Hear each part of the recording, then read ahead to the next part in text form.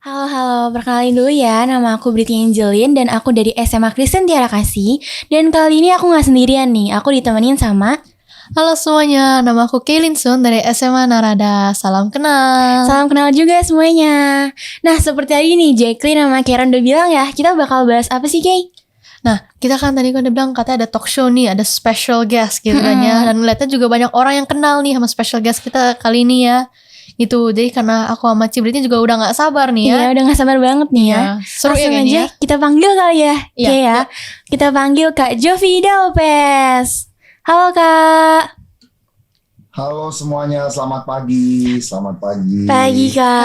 Pagi. Gimana nih kabarnya Kak Jovi selama masa pandemi nih? Kakak udah makan belum? Udah minum? Apa kapan miripnya nih Kak nih? Kecepatan bentar. Baru Oh, bangun kayaknya 40 menit yang lalu, jadi belum. Nanti habis ini baru mulai makan minum. Baik, kabarnya baik. Semoga kalian semua juga kabarnya baik.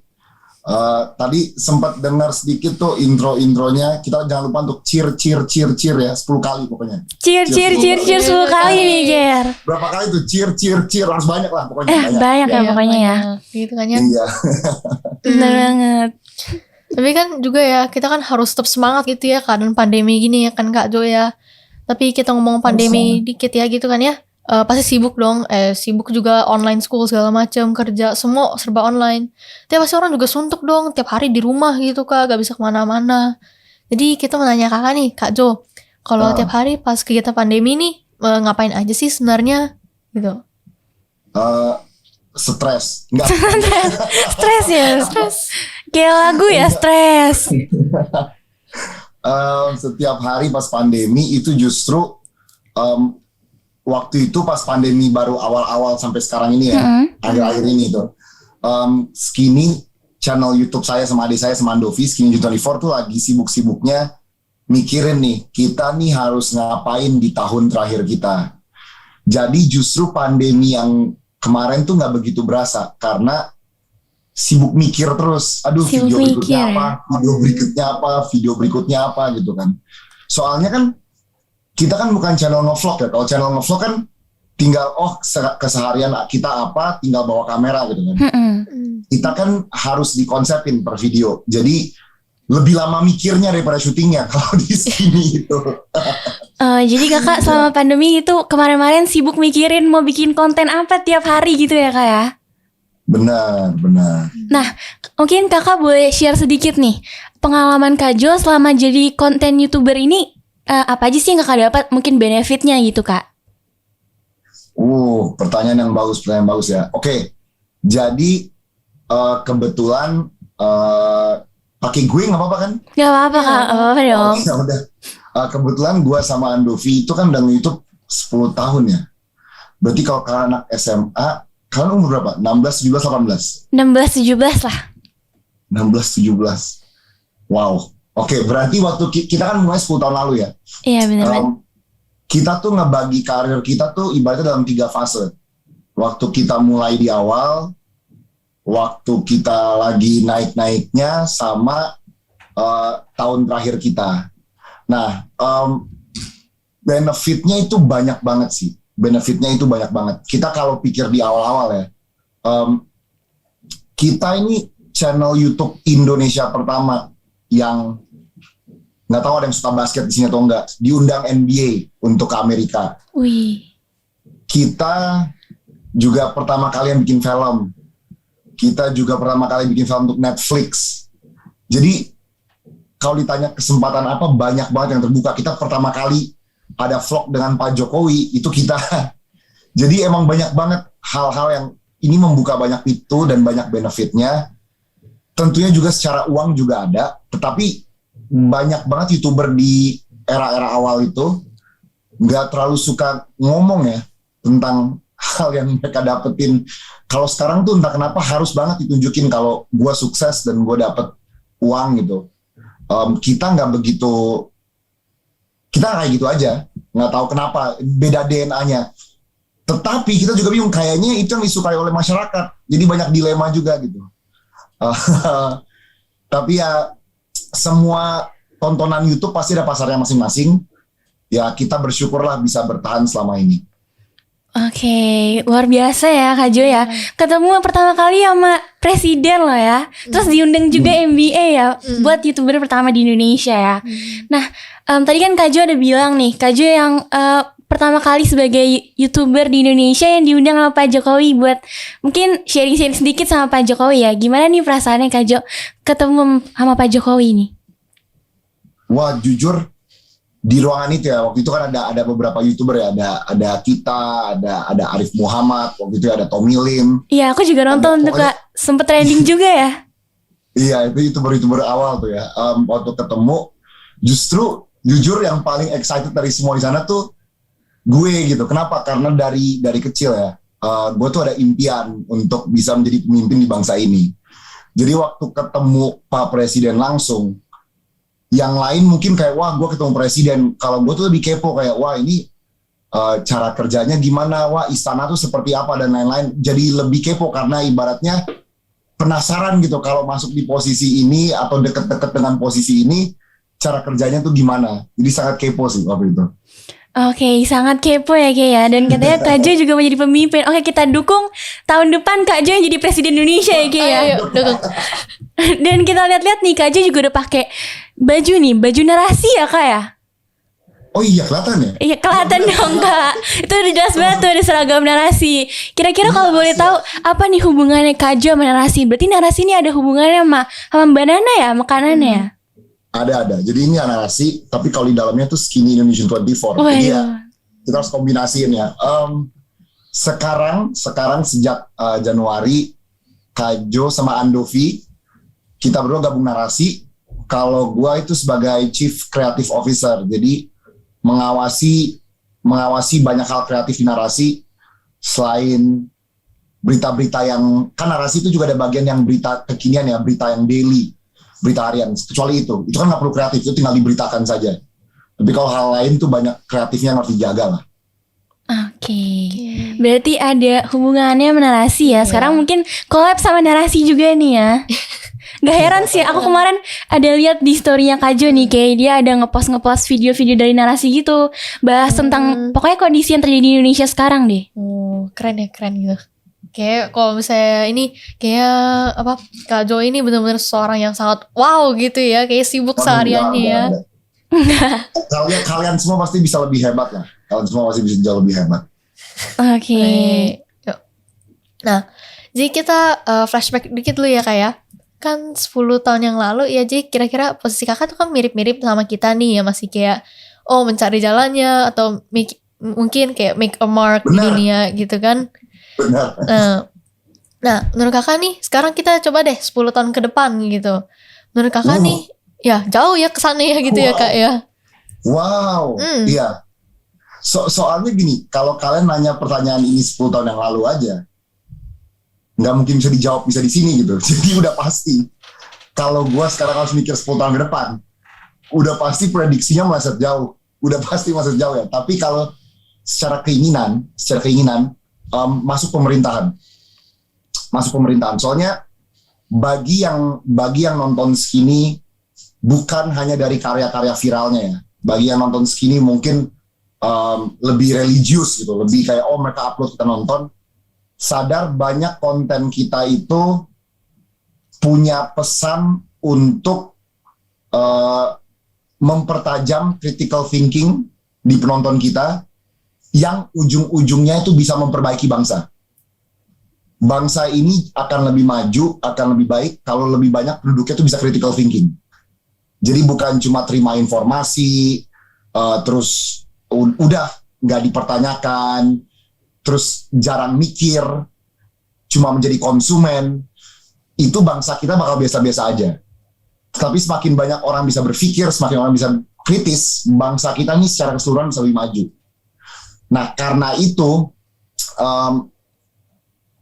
sepertinya dalam DNA gue sadar kenapa sih ujungnya keluar dari content creating juga. Karena mungkin passion utamanya bukan di situ.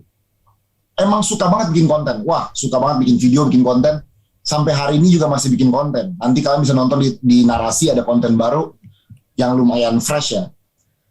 Tetapi ujung-ujungnya kayaknya tuh lebih suka memperbaiki bangsa. Ini emang aneh banget. Siapa sih yang suka memperbaiki bangsa, itu suatu hal yang aneh.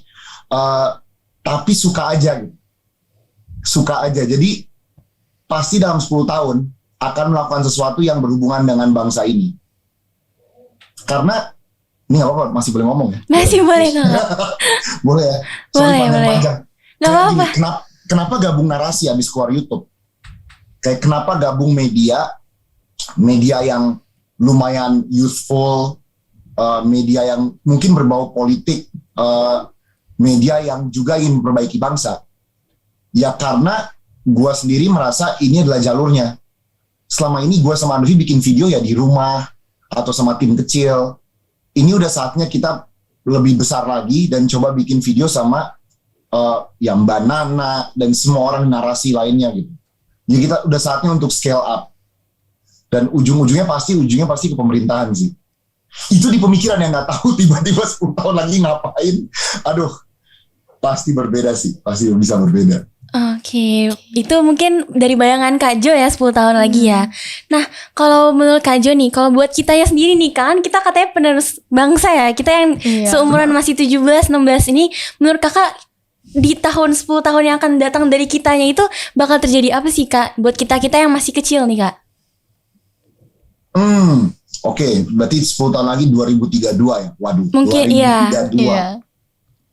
Emang generasi kalian yang paling berat sih. Soalnya gini, generasi sebelum kalian tuh terlalu sibuk ngancurin alam untuk duit. Ya kan? Semua orang tuh ngancurin alam. Dia ambil sawit di mana, dia ambil minyak di mana, dia ambil gas di mana, pokoknya dia hancurin aja hutan dan lain-lain supaya perusahaannya bisa kaya. Nah, sekarang masalah di kalian. Ketika kalian nanti udah umur 30, kalian mau nggak hutan kalian hilang? Kalian mau nggak kalian nggak ada fresh air? Kalian mau nggak sumber daya alam kalian menipis? Jadi sebenarnya untuk kalian nih, kalian udah generasi yang harus lebih vokal tentang tempat lingkungan hidup kalian. Soalnya kita kan tinggal di bumi ya. Ibaratnya apa gunanya ini semua kalau nggak ada tempat tinggal? Dan udah banyak banget orang prediksi. Kayak kalian lihat prediksi yang 2030 Jakarta tenggelam. Kalian pernah lihat itu kan? Itu orang nggak bercanda. Secara sains, secara metode saintifik, diprediksi bahwa Jakarta dari Kali Ciliwung ke atas tuh bakal tenggelam. Nah, ya PR-nya di kalian. Karena waktu Jakarta mau tenggelam, kalian udah 26, 27, kalian udah kerja. Nah, terlalu telat kan ketika udah umur kalian 26, 27 baru kalian vokal. Emang harus dari sekarang. Makanya kalau di luar negeri, kalau kalian tahu ada Greta Thunberg, pasti tahu kan ada Greta Thunberg yang sangat vokal. Perlu banyak anak muda, apalagi kalian itu dari Indonesia, yang juga vokal tentang hal ini, yang ngeganggu pemerintahan terus. Karena pemerintahan tuh peduli, tetapi uang itu juga penting, dan uang itu kan didapatkan dengan ngancurin ini semua. Jadi ya kalian harus lebih vokal supaya pemerintah juga peduli tentang alam juga. Oke, kita harus lebih peduli sama alam ya Kay ya. Nah, kalau tadi itu kan mungkin dari apa ya, dark side-nya ya Kak Jo ya. Itu mungkin Indonesia bakal tenggelam. Nah, iya, Kak aku sekalian juga mau nanya nih. Itu kan tadi katanya ada uang. Mungkin kalau uang menghancurkan kita ya Kak. Nah, dengan adanya sekarang yang lagi ngetren nih Kay. Kamu tahu nggak apa nih yang lagi tren Kay? Aku sih jarang-jarang ini ya dengar yang berita-berita ekonomi ya. Oke. Kan suka ada tuh NFT, Bitcoin segala macam. Nah, iya benar. Mungkin adanya NFT, Bitcoin, cryptocurrency segitu. Semua itu sebenarnya bring up kita dampak positif nggak sih Kak? Kalau dari tadi Kakak bilang kan uang sebenarnya buat kita jadi hancur atau bagaimana gitu Kak? Aduh, sorry tadi sempat putus. Pertanyaannya apa? Oke, aku ulang sedikit ya Kak. Nah, tadi kan Kakak ada sempat bilang kalau misalnya pemerintah ada bring up uang itu buat kita semakin hancur kan Kak. Nah, dengan adanya teknologi dan kemajuan sekarang yang lagi tren juga nih Kak sekarang, bagaimana dengan cryptocurrency, Bitcoin, terus juga NFT yang lagi ngetren-ngetrennya banget nih Kak? Apakah itu juga bikin dampak yang gelap juga tuh kayak yang tadi Kakak bilang? Nah, oke. Ini pertanyaan sangat bagus. Ini pertama kali gue ditanya ini. Gue seneng banget. Udah sering kali webinar beberapa tahun terakhir ya. Jujur gue sendiri udah masuk kripto dari 2017. Tapi itu bukan karena orang lain masuk kripto. Itu karena gue belajar fundamentalnya. Kripto tuh pada dasarnya mau melakukan apa sih? Karena idenya yang baik, gue masuk. Nah, jangan masuk sesuatu tanpa kalian tahu itu apa. Kembali lagi ke critical thinking. Jangan karena sesuatu itu rame, tiba-tiba kalian masuk. Nah, cryptocurrency kalau kita bahas ini bisa panjang ya. Tapi kan pada dasarnya gini. Ini pada dasarnya tuh gini ya.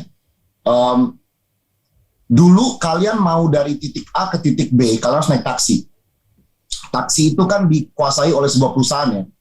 Jadi kalau kalian mau pergi dari titik A ke titik B dan kalian nggak punya mobil, kalian harus bayar sebuah perusahaan untuk naik taksi.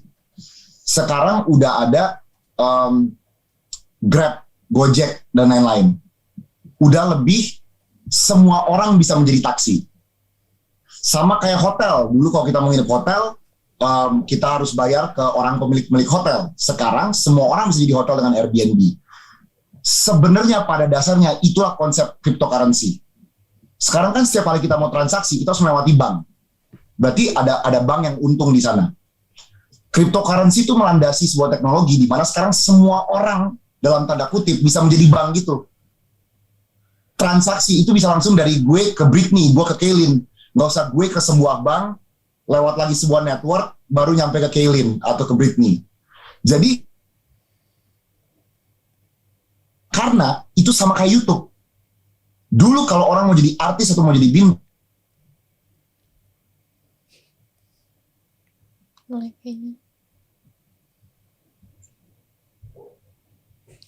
nge-lag ya kayaknya ya. Iya, Iya. Kak Jaya nge-lag ya.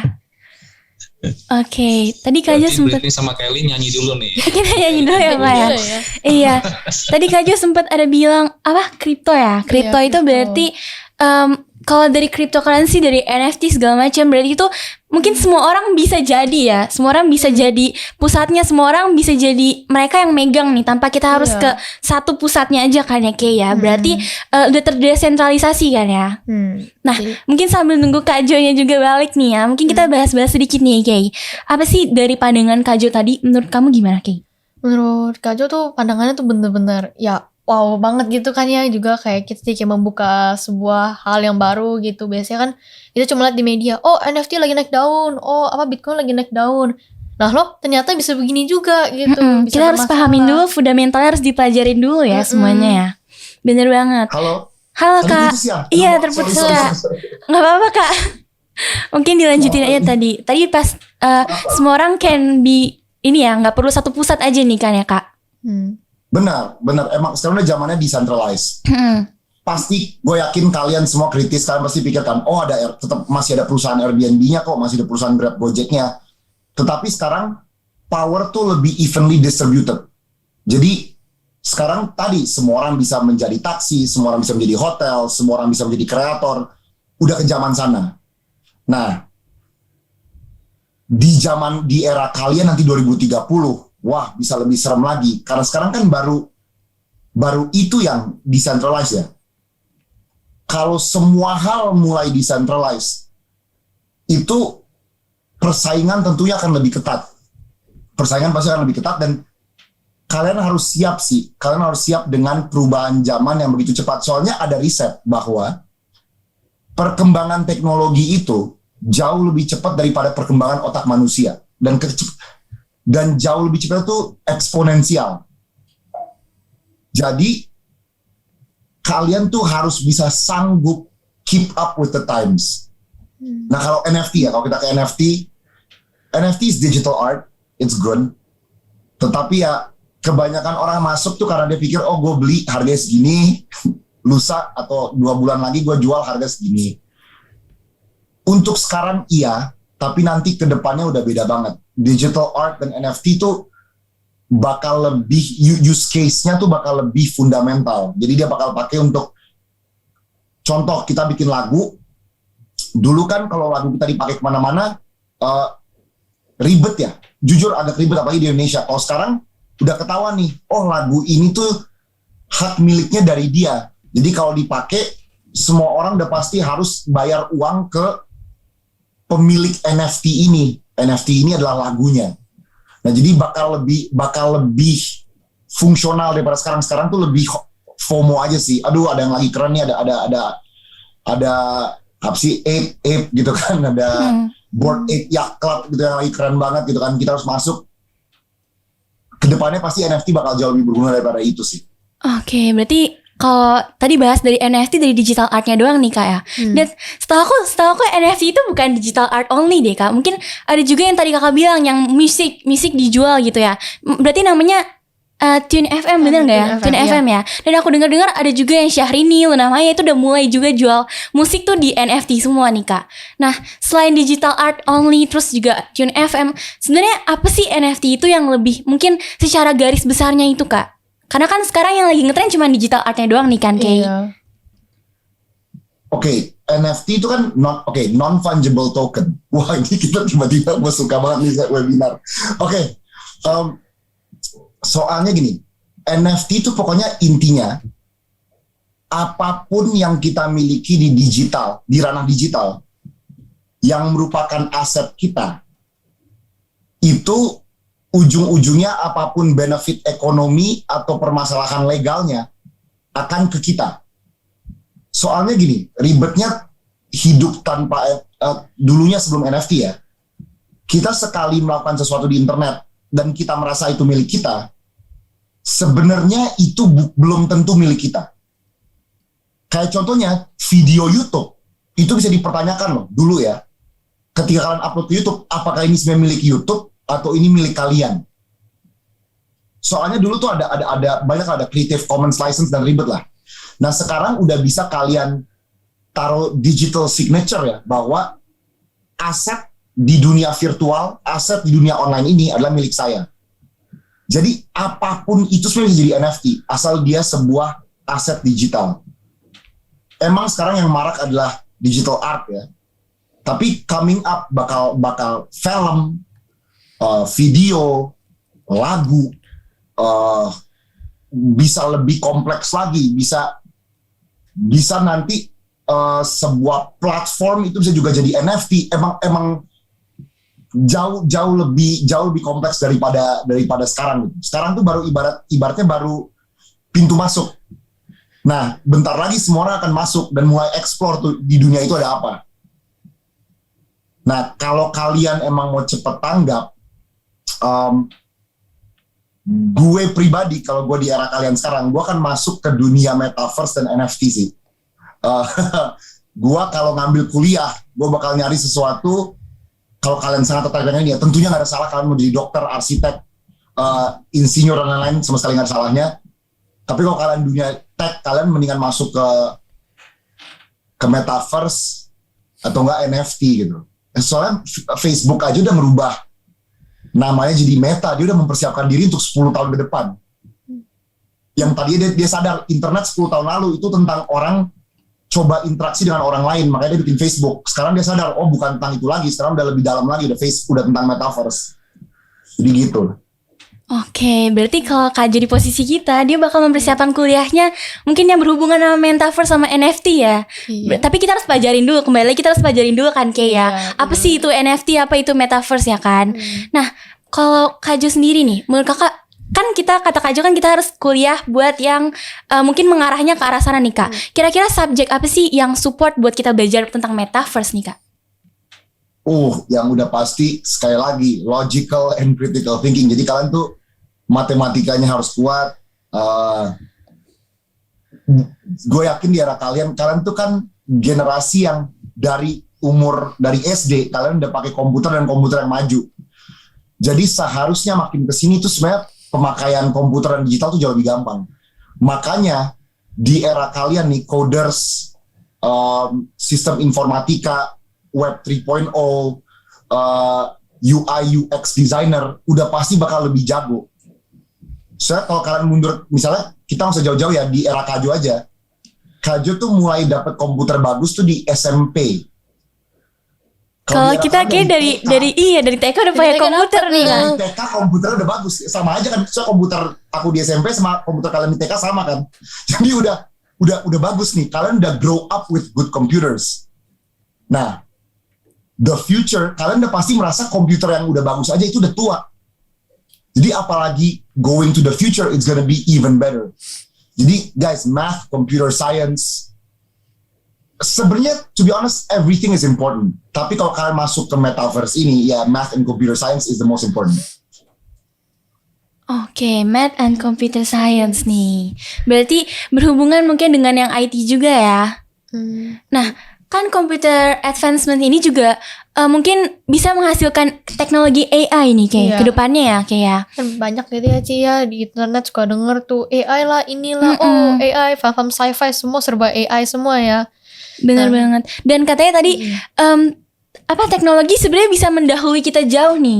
Dan dengan adanya mungkin AI ke depannya itu, is it bad buat kita atau justru dengan adanya, kan katanya dia bisa ngelampauin kita nih teknologinya. Terus dengan adanya AI itu bisa menggantikan kita kayak di bumi, ntar jangan-jangan semua satu planet isinya AI semua nih. Iya. Manusia pindah ke Mars nih Kak. Ntar kayak film-film sci-fi gitu, serem ya gitu ya. Emang oke, wow, you guys are asking all the right questions. Okay, I love it. Artificial intelligence adalah, I know you guys know ya. Tapi what the scary thing is, artificial intelligence kan dia belajar dari mana? Dia belajar dari data manusia. Jadi it's a program that learns from all of our intelligence, of all of our activities online. And they try to emulate, they try to recreate that artificially. Jadi yang seremnya dari itu adalah manusia kan bisa salah. Karena kita manusia, ada benar ada salahnya. Tapi kalau kita coding atau bikin program sebegitu bagusnya yang bisa mengeliminasi semua kesalahan, artificial intelligence ini akan jauh lebih di atas kita karena dia hanya akan melakukan semua secara sempurna dan secara baik. Dia nggak bakal dapat malesnya manusia, nggak dapat.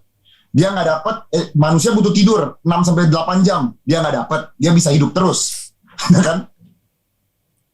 Emang it is very scary. Tapi as long as the kill switch of the engine itu belum automated. If the kill switch is automated, yang berarti dia nyala mati sendiri, I think that is the end of humanity. Tapi kalau kita sendiri masih bisa nyala matiin, nggak ada masalah. Ketika mesinnya jauh lebih pintar, kita bisa coding untuk dia lebih turun nih, intelijensinya turun, sesuaiin. Nah, bahayanya kan semua orang lagi coba cari mesin terpintar. Even Google, makanya semua orang invest di big data. What does big data do? Ya lu pelajari sifat 1 miliar orang, dari sifat 1 miliar orang, lu bisa bikin sesuatu yang lebih baik lagi gitu.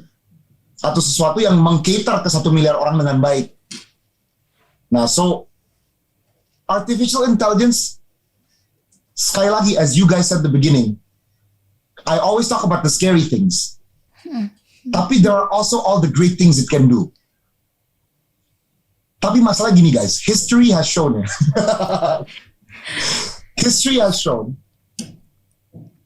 humans tend to always go to the dark side first. Baru mereka sadar, wah ini gelap banget ya, wah ini jelek banget ya.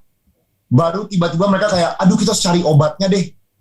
Kita harus cari apa nih yang bisa menetralisir ini semua. And then we change. Nah, I really hope you don't go to that direction dulu. Nah sekarang the question is, why do humans always go that direction? Kenapa ujungnya we always go to the worst direction, baru kita merasa harus cari obat and then fix things? The answer is money. Karena, believe it or not, in all of the bad directions, the money is always bigger than in all of the good directions. Tetapi when you're there nih, ketika you're at that bad destination,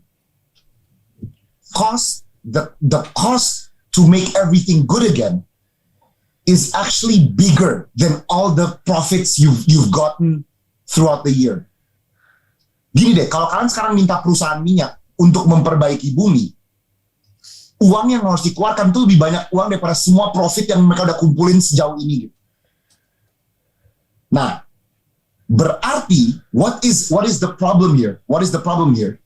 The problem here is the human mindset of cuan. Makanya guys, cuan itu nggak masalah. Untuk cuan tuh it's never wrong for us to get money and enjoy our lives, tuh nggak salah. Tetapi cuan at extreme levels itu selalu bahaya, karena if you learn physics kan, everything itu balance. Everything is balanced. When someone or something is extremely benefiting or benefited, something else tuh pasti dirugikan total. Karena everything is balanced loh. Nggak mungkin semua orang untung, nggak mungkin semua orang rugi. Everything is balanced. Nah makanya, it is time for your generation to realize this. Kalau nanti ada generasi kalian jadi DPR, kalau ada generasi kalian jadi presiden, jadi menteri, you cannot think kayak menteri-menteri zaman dulu. You cannot think kayak anggota-anggota DPR zaman dulu. The otak is just profit. Apa yang nguntungin perusahaan A, apa yang nguntungin perusahaan B. Your thought, and it's so hard ya, tapi the way you guys think and the way you guys operate need to be way higher than that. Karena honestly gampang loh to be thinking gua cuma mau cuan. Itu jauh lebih gampang. Oke, berarti kita harus ubah And you mindset guys, ya, lebih. Iya panjang banget nih kak. Tapi I get the point. Maksud kakak itu kita harus nggak boleh mikir kayak orang-orang yang mungkin pemerintahan sekarang nih, kita harus cuan-cuan terus ya. Aku jadi inget cuan-cuan ID. Oke. Nah berarti kita dari poin itu berarti kita harus saving planet kita juga ya kayak ya. Apalagi dengan adanya globalisasi sekarang yang iklim udah mulai panas segala macam. Kalau misalnya sekarang ya udah mulai kekeringan, udah bakal mungkin kedepannya bakal katanya banjir ya juga ya. Berarti mungkin kita dari sekarang harus jaga planet kita dulu nih. Jangan main HP mulu ya guys ya. Iya, dan juga ada yang bapak bilang history always repeats itself. Berarti kayak kita tahu history itu yang dari PKN belajar apa itu. History itu sebenarnya ada kemungkinan besar ada banyak gitu yang nggak end terlalu well gitu kan ya. Jadi kita harus berusaha gitu untuk jadi history nggak repeat itself juga gitu kan ya. Bener banget. Nah aku mau nanya nih kak, kalau misalnya di masa yang akan datang, dark side yang kakak bilang tadi itu udah terjadi, bisa nggak sih kita turn back terus kita fix itu semua terus kita tetap bisa acting gitu kak? Wow. Jadi gimana tadi? We reach the dark side, terus we wanna go back in time to fix everything else. Yes. Supaya kita nggak, kalau kayak gitu kan lama-lama kita musnah nih kan, nggak ada manusia lagi di bumi kan. How kita bisa fix pas kita di situ tuh kan? It's too late. To be honest, it's too late. It's gimana ya? Makanya sekali lagi PR kalian terbesar. Karena I get it, right? Life is fun and games. Kayak kita kayak kalian ke sekolah, kalian nonton entertainment dan lain-lain. Tapi one day all of this can change kalau every individual nggak sadar about what is happening. Jadi I really think jangan tunggu sampai momennya datang, karena as I said before, that is history. Kita selalu nunggu momennya datang, baru kita coba benerin. You can actually prevent it from happening if you just think even harder. If you become a better human, you can prevent it from happening. Tapi selalu emang I don't know why people always choose to be the lesser version of themselves ketika mereka menghadapi sebuah masalah. Selalu gitu deh. Kalian coba, kita nggak usah pikir makro, itu makro, mikro. Ada teman kalian yang kalian kesel banget. You have two options nih.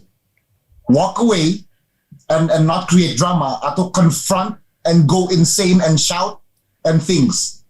Of course bakal walk away. Kadang-kadang you choose number 2 gitu. Kadang-kadang you choose number 2 karena ya you cannot stop human emotions.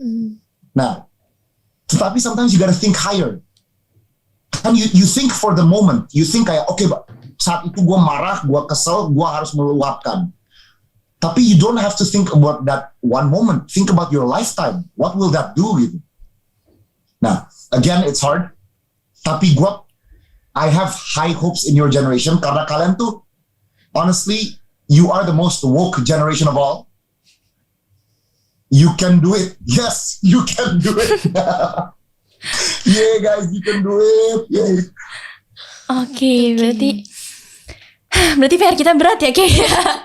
Berarti kita emang mungkin harus lebih aware lagi sama planet kita juga ya. Kita nggak boleh egois juga mikirin benefit kita ya doang ya. Iya. Nah, mungkin kita bisa mikir lebih tinggi lagi nih kayaknya. Think further gitu kan ya, about the future and everything gitu kan ya. Nah, ada dengar-dengar prediksi di tahun 2030 nih kayak. Mungkin 2030 sampai 2045 lah ya. Ya. Bakal terjadi namanya puncak bonus demografi. Itu di Indonesia I think ya ya kan? Iya. Dimana populasi masyarakat Indonesia itu bisa banyak banget. Mungkin negara-negara lain justru itu nggak punya. Justru mereka ada yang kekurangan populasi. Sedangkan kita tuh punya change lebih, kita punya kesempatan lebih dengan populasi yang baik ini. Berarti kita punya sumber daya manusia yang lebih banyak. Nah, gimana caranya kita manfaatin ini nih Kak Jo, supaya kita juga bisa bersaing sama negara-negara lain, menciptakan teknologi yang nggak kalah bagus sama Rusia yang kayak sekarang mereka aja kata negara yang ditakutin ya karena punya Poseidon dan segala macamnya. Dan juga kan Indonesia kan terkenal kan dengan keberagamannya gitu kan, dengan banyaknya sumber daya manusia gitu. Ya advantage gitu ya kan ya. Yeah, you guys are so right. You can actually see it in two ways ya. Bonus demografi kita ini bisa menguntungkan kita, tapi juga sebenarnya bisa sangat menguntungkan negara lain. Yang berarti, very simple terms. Ketika ada film dari luar negeri, penonton di sini jauh lebih banyak. Ketika ada musik dari luar negeri, penonton di Indonesia lebih banyak. Karena if you have 20 million more people, you have 20 million more people to sell things to. There you have 20 million people more you can brainwash, you can change their habits, you can reap profits from.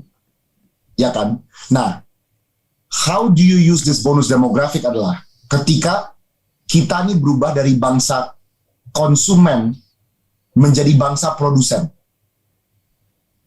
We really have to change the mindset that we need to start selling things globally. Oke, Nike, Adidas sudah sukses 70 tahun terakhir. It's our time to make Nike, Adidas. Oke, kita selama ini nonton Hollywood, kita selama ini nonton film Thailand, film Korea, film Bollywood. It's our time untuk orang nonton kita. Paling bahaya adalah, kita tambah 30 juta orang nih. Let's not do anything about it. Let's just be a number for Hollywood. Every time we release a Marvel movie, pasti di Indonesia ada 30 juta plus nonton yang nonton kok. Ujung-ujungnya Marvel makes money, not us. Kita kan keluarin uang di bioskop. Kita ngeluarin 70 ribu, 50 ribu, 100 ribu. Our money goes to America again. Our money goes to India. Our money goes to Korea again gitu. Nah, it's time kalau if you want to survive, how does money come to us? The answer is you have to be a producer. Nah, producer ini banyak ya. And to be honest, our country has been doing this for a long time, tapi not very successfully. Kita yang ngirim sawit ke dunia, that's a producer. Kita ngirim sawit, kita ngirim kopi, kita ngirim karet, kita ngirim banyak hal yang kita kirim ke luar negeri. Tapi contoh, kemarin aja Pak Jokowi, nih kita ke politik ya. Kemarin Pak Jokowi sempat ngomong, kita stop ekspor nikel ke dunia. Nikel itu harus diproses di kita dulu, baru kita kirim keluar. Eropa langsung ketar-ketir. Karena mereka kayak, wow, Indonesia udah mulai mau jadi produser. Selama ini, kita bego-begoin aja orang Indo. Kita ambil nikel mereka murah, kita olah di sini, kita bikin jadi produk yang mahal, baru kita jual. Yang untung Eropa, bukan kita dong. Yang untung di kita cuma perusahaan-perusahaan yang tambang nikel ini gitu. Nah, dengan Pak Jokowi melakukan hal seperti itu, he is actually pushing us towards that direction. Karena kayak there are things kayak gini. Japan, let's go to Japan ya guys. I just wanna talk with you guys so that maybe you guys already know, tapi if you don't know, now you know. Now you know. Dulu tuh Japan sadar they have a great fashion world. They have a great fashion world. Tetapi ujungnya kayak Burberry, Louis Vuitton, Gucci, DLL masuk. Dan you cannot lose dengan you cannot win against them. It's a losing battle karena uang marketing Gucci, Burberry, LV dan kawan-kawannya semua lebih gede daripada uang marketing mereka.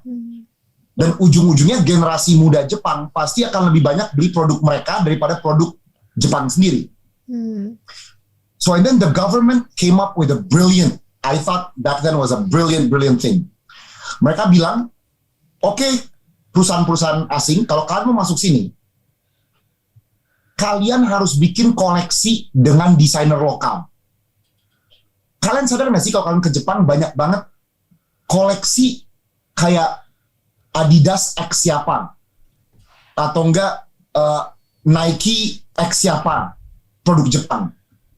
Itu karena waktu itu awalnya itu diharuskan. Dan dengan itu produk Jepang lokal sendiri naik. Nah, that is the change we have to go to. Kita tuh harus mulai nggak bisa terima gitu-gitu aja. We also have to fight for our own identity. Karena ujung-ujungnya that bonus demographic is just a business number to every other country. Now, we have to make that bonus demographic an advantage for us. And once again, it starts with you guys. Yay! Berarti PR lagi buat kita ya, Kelin. Nah, Oke. Emang selalu PR-nya di kalian guys. Gue minta maaf. Kalau gue bisa, gue mau minta maaf untuk semua generasi sebelum ini. Look, they've done great things juga. They've done great things. Tetapi emang with how the world works, dengan kapitalisme going full force dari tahun 80-an, 90-an, this is where we've reached. Nah, emang the change is with you guys. Berarti kita ya kayaknya gitu. Kita yang harus ubah mindset kita juga. Kita harus mungkin fix our art dari generasi kita juga ya. Iya, bener. Nah, aku mau nanya juga nih Kak. Dan dengan tadi Kak bilang ada NFT, Web 3.0, semuanya, increase population juga, semua itu. Dengan kita juga harus, negara kita juga harus jadi produsennya nih Kak. Gimana sih cara kita tetap jaga kita tuh tetap sustainable gitu, supaya kita tapi kita tetap jadi produsennya. Kita tetap jadi negara yang produsen dengan semua direction yang Kakak kasih, tapi kita bisa keep our earth to safe Kak. I think you guys know this better than me. Karena udah pasti kalian, you guys learn about this. Tapi ya, it's very simple sih. Kalian harus tanamin dalam diri kalian sendiri. You have to start respecting the environment. Selama ini we don't really respect the environment. Itu aja sih. If you grow respect, you will do good things. Kan once you respect something, once you respect someone, you will treat them good, you will treat them with love. Itu sih. Grow respect towards that.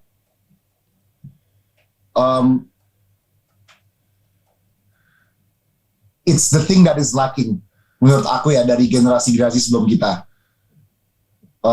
Ya mungkin karena waktu itu mereka pikir everything is in abundance ya. Oh masih banyak kok. Tapi with time yang tadinya masih banyak lama-lama lah kok tinggal sedikit ya. Nah, just respect the environment. I think you guys will get there. Kalian tahu kok misalnya kalian, if you're in Web 3.0, let's say ya, okay, I'm gonna take a personal experience example. Jadi gini, gue selama ini sadar, when I shoot something, I use a lot of energy. I use so much energy, dan kebanyakan energi itu dari solar. Dari solar, karena kan kalian kalau shooting ada genset tuh, biasanya di luar, genset 50 kWh. It takes a lot of fuel to light that thing up gitu kan. So just 3 weeks ago, I pitched to someone very high up in the government. I pitched the idea. Let's start making shooting studios with solar panels. Jadi sekarang kalau kita shooting apapun, at least ada studio-studio yang menggunakan energi matahari. That's a small step from me. Karena gue di dunia shooting, dunia entertainment. Nah, I really think all of you can find your own way and your own path to respect the environment. And I don't just wish, I know you will all find the path. So respect the environment, guys, and you will find the way to respect it. You will find your path. Oke. Ya kan Kak Jovi juga udah bilang kan ya, as humans kita juga harus menambahkan kita punya mindset gitu, improve our mindset, lebih pikirin ke depan gitu kan ya. Nah, jadi kita mau lihat something nih, the other side of the coin dulu. Kita coba bright side-nya gitu kan, 2030 nih ya. Dengan semua serba teknologi. Ada gak sih yang kakak ingin rasain tuh di 2030 tuh? selain space exploration-nya Elon Musk ya. Selain itu, what I really look forward to itu pasti the metaverse. The metaverse is gonna be very fun. And I look forward to, ini for myself atau for the country? For Kak Jovi-nya sendiri nih. Okay, wow. For me, hopefully I can implement real change in the nation. That's one. Yeah, that's the only thing I want to do actually. The only thing, tapi agak berat ya. Berat ya. Iya. Oke, so karena kita udah mau sesi talk show-nya udah mau berakhir nih kayak ya. Nah, mungkin solusi dari Kak Jo dari sekian banyak apa nih yang kamu dapat, Kay? Nah, banyak nih. Jadi kita as humans kita juga harus lebih think forward, think for the future juga, dan akhirnya kita ya bakal ada Kita yang nerusin ya. Iya, kita yang nerusin. Tapi yang penting dari sekarang yang kita lakuin, PR dari selesai talk show ini adalah kita jaga environment. Iya, jaga. Jadi kalau ada saya ini matiin semua laptop. Gak deh, bercanda. Berarti saya talk show ini pokoknya kalian mulai jaga environment kalian. Mulai kayak tadi Kak Jo, dari hal-hal kecil aja ya. It can help guys. Oke, so sekarang sesi yang paling ditunggu-tunggu banyak orang deh kayaknya tadi. Waduh. Ini tau gak nih siapa? Kita bakal buka sesi Q&A. Yeay, mana nih yang mau Q&A langsung aja mungkin bisa raise hand ya. Kalian tinggal raise hand aja, kan ada feature Zoom raise hand. Kalian tinggal raise hand terus kalian unmute. Tapi kalau yang malu-malu boleh nih private chat. Waduh, udah langsung ada yang masuk aja nih. Udah langsung ada yang masuk ya. Oke, langsung. Waduh, banyak nih. Langsung dibacain aja kali ya ini ya. Oke, ada yang nanya nih. Bagaimana cara mengubah mindset kita supaya kita tidak terpaku pada keuntungan kita aja? Karena kayaknya ini sangat sulit buat diubah, karena itu yang tertanam dalam pikiran manusia dari dulu, daripada memikirkan dampak yang merusak bumi. Gimana nih Kak? Tapi I think ini basically balik lagi ke tadi yang Kak Jo bilang ya. Kita harus dari kecil, dari kita sendiri gak sih? Okay. Tapi kalau menurut Kak Jo gimana nih?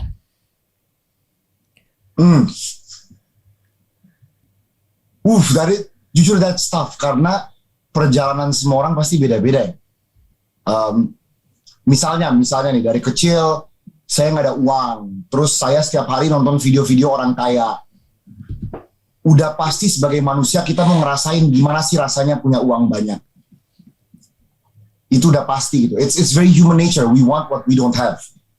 Nah nanti ketika udah kaya baru kita kayak oh shit, sorry. It's okay.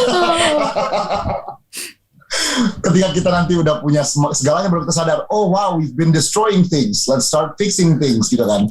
We start doing things we don't have or we want to do or we haven't done gitu kan. It's very internal sih Kak. Ini susah banget untuk orang ngomong secara eksternal, untuk orang kayak coba masukin ke pikiran kalian. Everything has to come from within. You really have to find the good in your heart and the good in your mind. Very hard. Makanya kan selama ini sejarah menunjukkan kita selalu mengarah ke yang buruk. Karena the hardest thing to do is find what's great in your mind and what's great in your heart. Kebanyakan orang kayak, wow, this is a great idea. It will make so much money. Wait, but it's gonna, like, we have to destroy a place on Earth. Yeah, it's gonna make a lot of money, right? Yeah. Ujung-ujungnya ke sana gitu kan. Ujungnya ya, dude, come on. It's gonna make us $1 billion. Let's go gitu kan. Nah, that thought process itu emang yang membawa kita ke titik ini. Jadi if you can realize that is the wrong thought process, the change will be real. Tapi as long as you can't realize that, susah. I mean, like agama, religion has been trying to tell us to do those things loh. To do good, to care about everyone, untuk peduli satu sama lain, peduli lingkungan, everything has been taught. Tapi ya, it's all up to you whether kalian mau dengerin atau enggak. Oke, berarti balik lagi ke humanity ya, balik lagi ke kita, diri kita sendiri nih Kak. Oke. Ya kan. Oh ya, ini ada lagi nih Kak ya. Crypto kan masih di early stage banget nih. Ada harapan nggak ke depannya buat jadi future currency di masa depan? Mungkin Especially di Indonesia. Oh wow, future currency loh ya. Jadi bukan future cuma blockchain teknologi kripto gitu ya. If there is hope, there is hope. Soalnya gini, banyak negara udah mulai mikir ke arah sana, dan kita kan pasti nggak mau ketinggalan dengan zaman ya.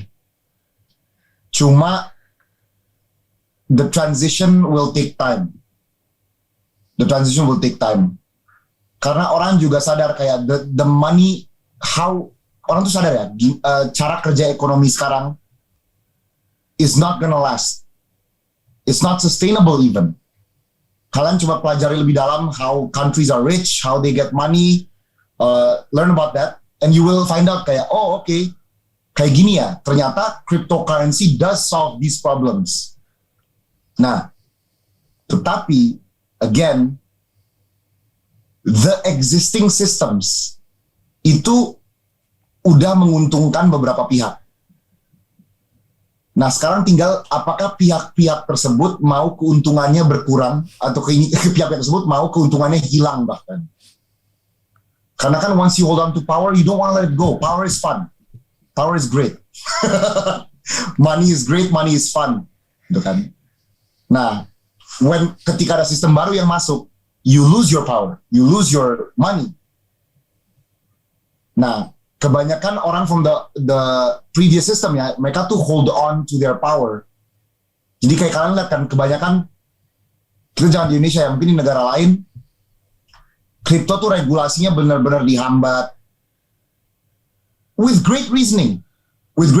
Soalnya gini, alasan nomor satu adalah gini, kalian ada uang jajan, let's say 1 juta sebulan. Terus kalian suka kripto, terus kalian kayak, aduh aku mau beli koin Ethereum karena aku tahu nih bulan depan mungkin Ethereum aku bisa 1,5 juta. Nah, hal paling bahaya tentang cryptocurrency adalah, oke, ada kemungkinan uang kamu 1,5 juta, tapi juga ada kemungkinan uang kamu 0. Kalau tiba-tiba ini hancur, tiba-tiba semuanya doesn't go according to plan, uang kamu tuh bisa 0. Nah, itu tuh yang selalu menjadi argumen utama of the old money. Tetapi selama ini udah dibuktikan kan, dari 2016 sampai sekarang, gak pernah ke 0. Jadi, they will always try to find ways, tapi just prove yourself that it is worth it. Cryptocurrency will be here to stay. Oke, berarti tergantung dari kita juga, balik lagi ya. Actually, kita kalau misalnya kita percaya dengan adanya cryptocurrency, ya kita taruh aja uang itu. Cuman kita juga harus siap-siap kalau misalnya uang itu nanti bakal hilang ya. Jadi nggak ada yang kekal semuanya gitu ya. Harus prepare for the worst juga gitu kan ya. Oke, so last question nih. Oke, pekerjaan sebagai content creator atau influencer itu apakah masih bakal menguntungkan di beberapa tahun kemudian? Soalnya banyak orang yang pengen jadi influencer or content creator karena kelihatannya gampang. Bener gak nih? Kan kakak juga sebagai content creator ya? I love that last part though, karena kelihatannya gampang. I love it. Emang, ya. Kelihatannya gampang, ya. Pasti beneficial karena if you think about it, content influencer atau content creating is decentralized marketing. Tadinya kita kalau mau marketing, kita harus ke billboard, kita harus ke TV, kita harus ke radio. Sekarang bisa kemana-mana, bisa langsung ke orangnya gitu kan. Again, kembali ke omongan paling pertama, everything is becoming decentralized with time. Jadi pasti masih menguntungkan. Cuma again, humanity above all ya guys ya. Soalnya kalian bakal sadar sih, with content creating tiba-tiba uangnya gede. Nah, ketika uangnya gede, you will start losing your way. Jadi please, humanity above all. Oke, humanity above all. Tapi kalau buat pertanyaan tadi, pastinya masih menguntungkan ya kayak ya. Oke, so sorry banget guys, tapi waktunya buat sesi Q&A ini udah mau habis ya guys, karena terbatas. Semoga kita bisa ketemu di lain waktu lagi nih. Tapi by the way, aku mau nanya dulu nih, ada gak sih yang kakak mau sampein ke kita nih kak? Mungkin ke generasi penerus juga, atau mungkin ke sekolah kita nih kak? Menurut gini, you've asked such great questions. Ya, karena pertanyaan kalian bagus banget. Jadi kayak biasanya pesan-pesan gue di akhir untuk menjadi orang baik itu udah diceritakan di pertanyaannya. Jadi I just wish all of you guys the best of luck. Sorry about that. I wish you all of you the best of luck. Have fun in school, right? Make friends. Karena high school is one of the funnest times in life loh. Jadi make great friends. Kalau selama ini kalian kayak, aduh gue cuma hangout sama beberapa orang ini, trust me and trust everyone after that. Kalian bakal sadar kayak, oh kok kenapa dulu gue gak hangout sama dia ya? Perluas aja your network. Make everyone your friend. Don't do cliques. It's very not important. Have a great time in high school. That's all I want to say. Oke, that's all. Oke, tapi mau nanya lagi nih Kak, fun question aja nih Kak ya. Kan kita lagi Zoom class nih kayak sekarang nih. Gimana cara kita make it fun? Karena I believe bakal ada mungkin orang-orang yang lagi off cam nih ya, mereka mungkin bosen atau mereka mungkin sambil tiduran nih. Kalian berarti udah 2 tahun ya Zoom class, udah hampir 2 tahun. How we make it fun Kak?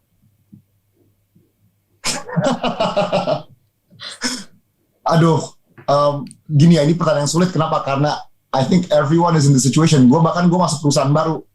This is what we do all the time, right? This Zoom thing, this Google Meeting. Just be optimistic that there are good days ahead of us. That's all I can say. So that's kayak what makes things not fun adalah ketika you think it's not fun and you stay in that thought. That's when things go dark. Aduh ini gak enak nih, aduh ini gak seru nih, terus lu pikirin terus, and then kebawa jadi sifat, jadi kebawa pikiran. Just acknowledge that it is not fun, but then try to find good things in it. So that's it guys, gini ya, I personally think sebentar ini udah berakhir ya. Kayak semuanya udah kayak traveling, udah gak harus antigen lagi, banyak tempat udah lebih gak strict ya. Kayaknya bentar lagi we're heading towards the future that you want atau nggak the outcome that you want. So just wait for it. We will get there. Okay, so jadi optimis aja ya. Okay. Oke, thank you banget nih buat Kak Jo ya, dan juga teman-teman semua yang udah dengerin talk show kita kali ini. Ini buat aku personally sih sangat bermanfaat ya, dan aku menemukan jawaban-jawaban yang aku cari tentang future dari Kak Jo nih. Oke, last aku sama Kaylin mau ngucapin terima kasih banget buat Kak Jo yang udah mau nyempetin waktunya ngobrol-ngobrol bareng kita, sharing-sharing ilmunya bareng kita. Tapi terakhir nih Kak, ada request tadi dari tim panitia, kita mau sesi foto bareng nih Kak. Oke. Ayo. Oke, so yang lain pakai filter. Pakai filter dulu. Oke. So yang lain yang off cam bisa juga on cam nih, karena kita bakal foto sampai belakang. Buset, matanya gak kelihatan ya Kak Jo ya? bentar salah filter. Gue harus pakai filter favorit. Oke, nice banget. Oke, jadi buat yang dokumentasi bisa langsung di dokumentasi aja ya. Jangan lupa counting buat dokumentasi. Siapa nih yang count? Aku. Oke. Jadi ini slide belakang masih ada beberapa yang belum on cam, bisa on cam dulu. Oke. Ada aku screenshot ya. 1, 2, 3.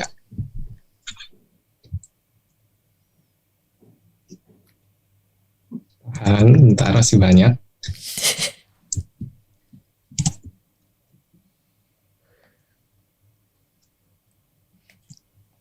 Oke, udah. Thank you. Sekali lagi thank you juga. Ini filter aku udah sama nih sama Kak Jo ya. Kita udah sehati ya Kak ya. Oke. Thank you banget nih buat semuanya yang udah dengerin ya Chef Kak Jo ya. Oke, so buat yang lain aku balikin lagi nih ke MC, dan juga kalau buat Kak Jo, kalau Kak Jo masih mau ikut main-main boleh banget nih Kak. Kita pleasure banget ya kalau misalnya Kak Jo masih mau di sini. Thank you everyone ya. Terima kasih semuanya. Thank you Kak. All the best to you.